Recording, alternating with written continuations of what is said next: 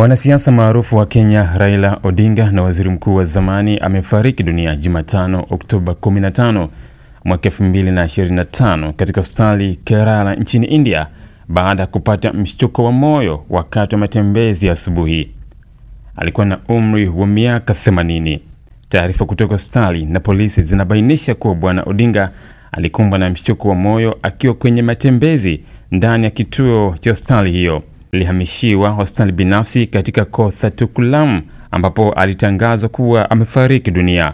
Wafanyakazi wa hospitali hiyo wameripoti kwamba kifo chake kimetokea majira ya asubuhi. Msemaji alisema kuwa tumefanya kila juhudi za kitabibu, lakini bwana Odinga hakustahimili mshtuko wa moyo. Ili kuwa mwanafamilia bora wa Global TV, usisahau kusubscribe, like, kushare na kucomment. Baada ya kusubscribe, bonyeza alama ya kengele ili kupata taarifa kwa kila video inayopanda Global TV Online.